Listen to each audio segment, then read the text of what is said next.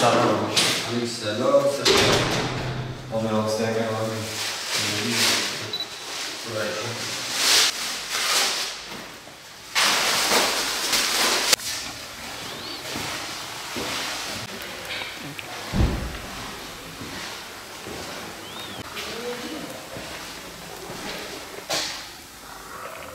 Onlara sürekli üst üste zam geliyor.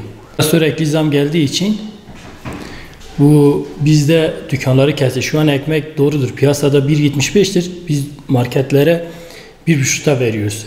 Bu da bizi kurtarmıyor. O yüzden biz de kısıtlamaya gittik. Yani kısıtlama derken sadece tezgahımızda çalışıyoruz. Un olmuş 300 civarları, yani 300'ü geçecek. Şu an bize gelen bilgiler böyledir. Şimdi bunun işçisi var. Şu an dolar yükseldiği zaman, kur yükseldiği anda işçi de zam istiyor. Abi bunu biz daha önce mesela yakacak alıyorduk. Bizim yakacağımız da fındık kabuğudur. Bu fındık kabuğu daha önce alıyorduk 80 kuruşa. Şimdi olmuş 1,5. Kilosu mu? Kilosu aynen. Abi bunlar hepsi maliyettir. Bunu mesela şu an daha önce benzin litresi ne kadardı? Şimdi 8,5 olmuş. Bunu marketçiye verdiğin zaman arabanın lastiği, her şey. Bunlar mesela bir tane şoför tutuyorsun ekstradan. Bu dükkancıya gidiyor.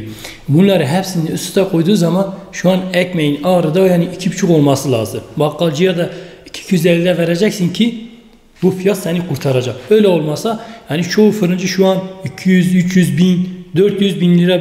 Bunu gerçekten ciddi söylüyorum. Bunu istersen daha da araştırabilirsiniz.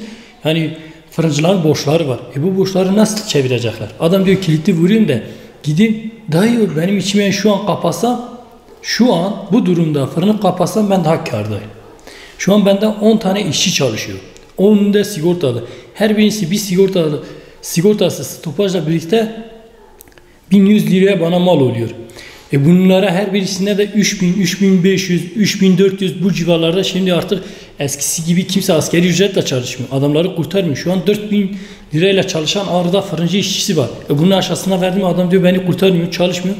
Bunları hepsini göz önünde bulundurarak o yüzden biz marketleri kestik. Ağrı'da onlu mamullerle birlikte 35 tane fırın var. Bunu yine dile getireceğiz. Eğer gereken zamı, eğer bize destek çıkarlarsa biz fiyatı düzeltiriz. Olmasa yine de aynı böyle tezgahımızda devam edeceğiz. Peki hedefiniz ne mesela?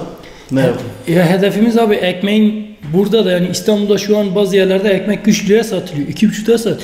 İstanbul'da orada daha un ucuzdur. Şimdi İstanbul'da burada un fabrikaları yok.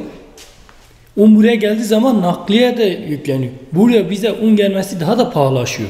Yani var ya nakliye farkı var. Malum İstanbul'da şu an ekmek 2,5-3 lira, Ağrı'da 1,75. Bakkalcıya da verirsin 1,5. Bu bizi kurtarmıyor. Bu belli bir süre böyle devam edecek. Bakalım. Ne hedefiniz ne mesela ne olursa biz siz vermeye devam edersiniz. Her 2,5 olursa ancak öyle ekmeği veririz dükkancılara. Şimdi o adam da diyecek ki bana iskonto bırak marketçi. Marketçi de en az 30 kuruş ve 25 kuruş da vereceğiz. Marketin iskontosunu vereceğiz. Bu sefer ekmek ne geliyor? 200 oluyor. Ancak öyle bizi kurtarır. O yüzden yani şu an gelen elektrik zamları yani hepimiz görüyoruz. En ufak. Şu an bütün malzemeler elektrikle çalışıyor. Kazan desen, kestat desen, dinleme desen. Yani bütün şeyler elektrikle. Daha önce bize elektrik parası geliyordu 1000 lira. Şimdi geliyor 2000 lira. 2200 lira ben ayda elektrik parası yatırıyorum. Yani abi hayat pahalaşmış. Daha önce mesela bir yağ alıyorduk. Şimdi bu kesatlar çalışıyor yağla. Bir yağ alıyorduk 100 milyona 150 milyon. Şimdi yağ olmuş 400 lira. Haftada bir kere bir kesat makinesine bu hamur kesme makinesine haftada bir kere bir yağ yapıyorum. Döküyorum yani.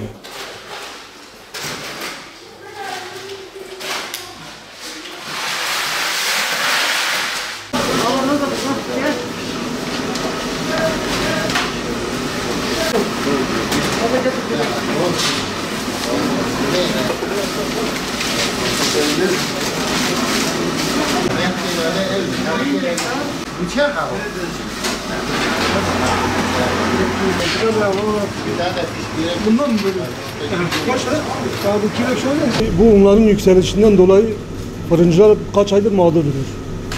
Yani bu ekmek fiyatının düzenlenmesi gerekiyor. Tabii ki bu durumda vatandaşlar da bayağı mağdur. Ekmekler bakkallara gitmiyor. Evleri uzak olan vatandaşlar var. Fırına yakın olmayan vatandaşlar var. İnşallah en kısa zamanda bir çözüme ulaşılır. Kısıtlama denen bir şey yoktur. Yani herkes kendi tezgahında ekmeğini çıkarıyor. Yani hiçbir vatandaş mağdur değil. Yani sadece evi uzak olan vatandaşlar mağdurdur. Yani herkes istediği kadar ekmeğini alabilir. Yani 24 saat çalışıyoruz biz. Bakkallara ne zaman vermeyi düşünüyorsunuz? Şu anda herhangi bir gün falan belli değil yani. Peki fiyat hangi aralıkta olmasını planlıyorsunuz? Hangi aralıkta şu olursa anda- vermeye başlarsınız? Onu 2 ay önce 170 milyona aldığımızın şu anda 300 milyona çıkmış. Sadece un tek değil yani. Başka bunun mayası vardır, elektriği vardır, gideri vardır. Bir sürü şey var yani. Da şu anda bir durumda 2,5-2,75 falan düşünüyoruz yani.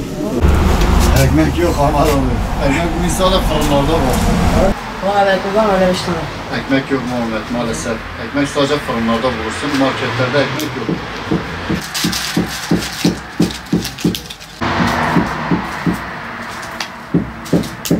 Fırıncılara hak veriyoruz. Daha önce yapmaları gereken bir şeydi. Çünkü önce un 150 TL iken ekmek 1,5'a satılıyordu.